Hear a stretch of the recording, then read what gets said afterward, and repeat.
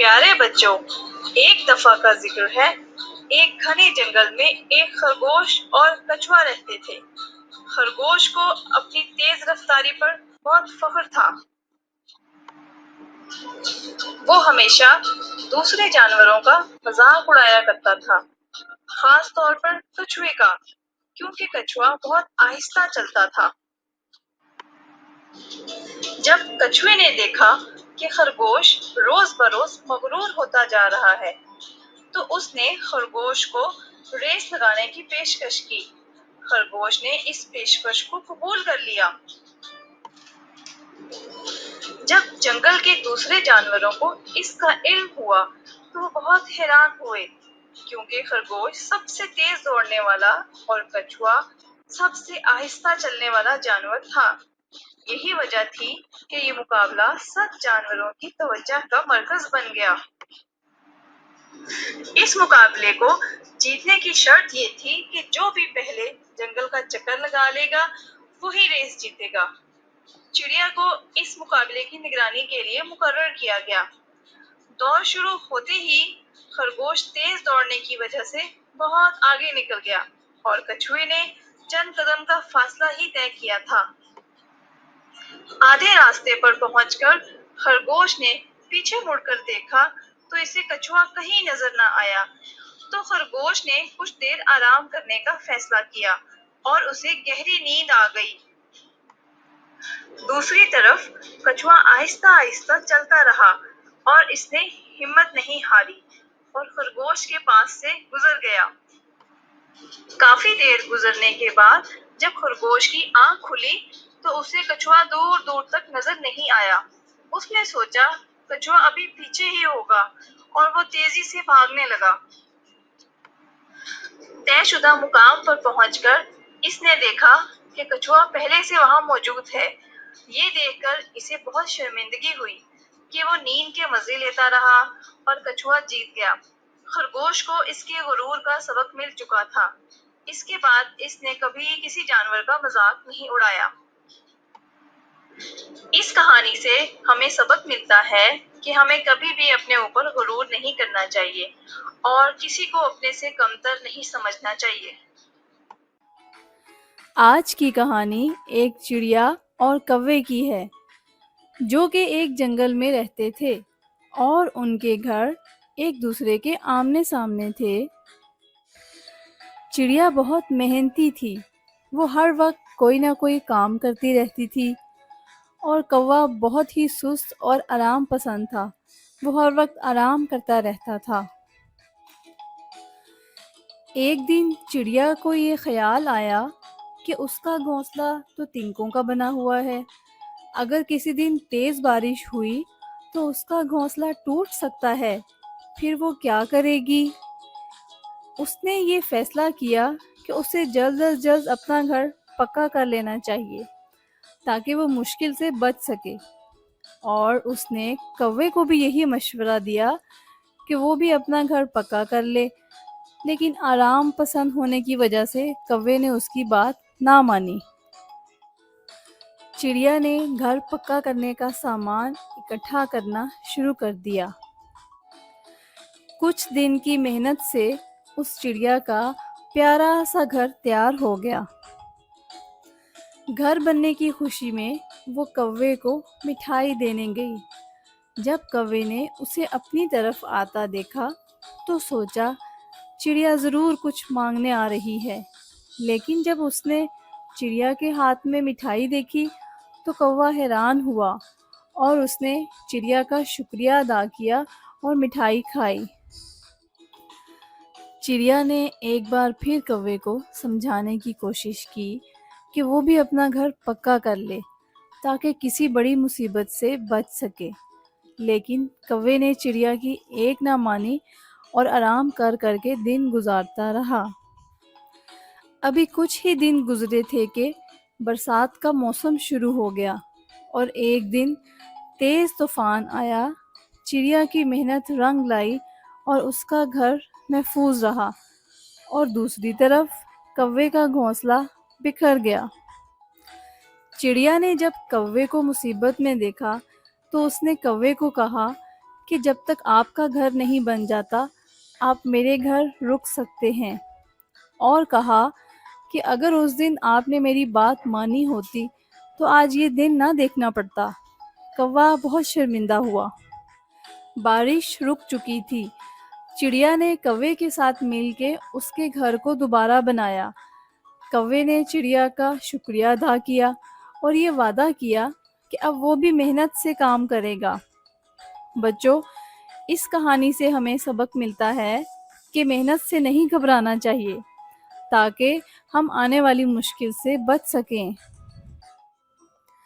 ایک دفعہ کا ذکر ہے، ایک گاؤں میں ایک لکڑہارا رہتا تھا جس کا نام علی بابا تھا۔ وہ لکڑیاں کاٹ کر اپنا اور اپنی فیملی کا گزر بسر کرتا تھا۔ ایک دن علی بابا لکڑیاں کاٹ رہا تھا کہ اچانک اس نے بہت سے گھڑ سواروں کو سامنے سے جاتے ہوئے دیکھا۔ اس سے تجسس ہوا۔ اس نے ان کا پیچھا کیا۔ وہ لوگ ایک غار کے سامنے رک گئے۔ ان کے کندھوں پر تھیلے تھے۔ علی بابا سمجھ گیا کہ یہ لوگ چور ہیں۔ ان چوروں میں سے ایک جو ان کا سردار لگ رہا تھا غار کے قریب گیا اور بولا، کھل جا سم سم۔ اچانک سے بڑا سا پتھر سرک گیا اور وہ سب غار کے اندر داخل ہو گئے۔ ان کے اندر جاتے ہی غار کا دروازہ بند ہو گیا۔ علی بابا چھپ کر یہ سب دیکھ رہا تھا۔ کچھ دیر کے بعد دروازہ کھل گیا۔ وہ سارے چور خالی ہاتھ باہر آ گئے اور وہاں سے چلے گئے۔ علی بابا خود کو اس غار کی طرف جانے سے نہ روک پایا۔ غار کے قریب پہنچ کر اس نے بھی چور کے بولے ہوئے الفاظ دہرائے، کھل جا سم سم۔ پتھر پھر سے سرک گیا اور علی بابا غار کے اندر داخل ہو گیا۔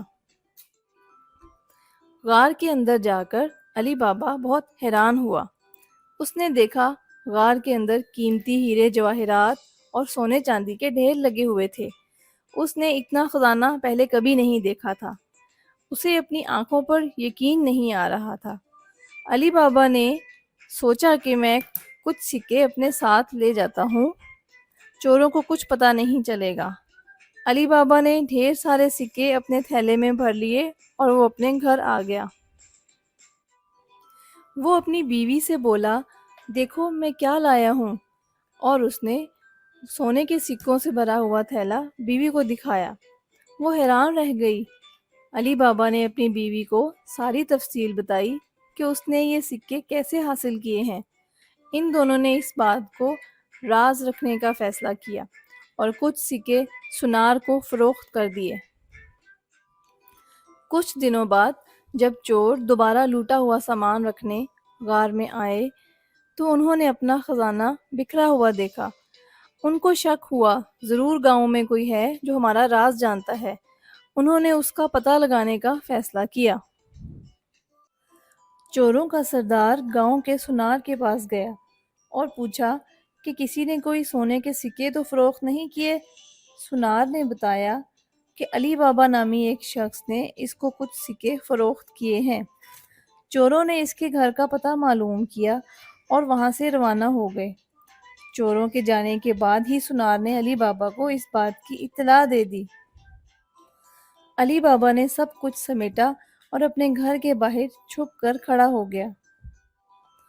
جیسے ہی چور اس کے گھر داخل ہوئے، علی بابا نے باہر سے دروازہ بند کر دیا۔ اس طرح سب چور گھر کے اندر قید ہو گئے۔ علی بابا نے غار میں موجود سارا خزانہ گاؤں والوں میں تقسیم کر دیا۔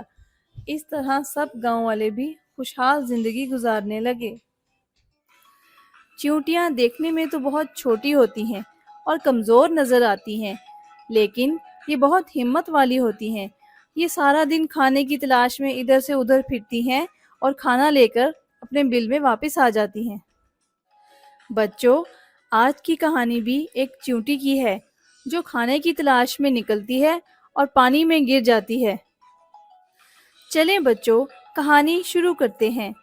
ایک دفعہ کا ذکر ہے، ایک دریا کے کنارے ایک درخت تھا جس پر ایک فاختہ رہا کرتی تھی۔ اسی درخت کی جڑ میں چیونٹیوں نے بھی اپنا گھر بنا رکھا تھا۔ ایک دن چیونٹیاں کھانے کی تلاش میں نکلیں۔ درخت کی شاخ سے گزرتے ہوئے اچانک سے ایک چیونٹی کا پاؤں پھسل گیا اور وہ دریا میں جا گری۔ فاختہ درخت پہ بیٹھی یہ منظر دیکھ رہی تھی۔ چیونٹی کو مصیبت میں دیکھ کر اس سے رہا نہ گیا۔ وہ سوچنے لگی کہ چیونٹی کو اس مشکل سے کیسے نکالے۔ اچانک اسے خیال آیا اور اس نے درخت کی ٹہنی سے ایک پتا توڑا اور اڑتی ہوئی چیونٹی کے پاس پہنچی اور پتا چیونٹی کے پاس رکھ دیا۔ چیونٹی پتے پر بیٹھ گئی اور پتا آہستہ آہستہ بہتا ہوا کنارے سے آ لگا اور چیونٹی صحیح سلامت دریا سے باہر آ گئی۔ اس نے فاختہ کا شکریہ ادا کیا کہ فاختہ نے اس کی جان بچائی۔ کچھ عرصے بعد ایک شکاری شکار کھیلتے ہوئے ادھر آ نکلا۔ اس نے فاختہ کو درخت پر بیٹھے دیکھا تو بندوق اٹھا کر نشانہ لینے لگا۔ اتفاق سے چیونٹی بھی قریب سے گزر رہی تھی۔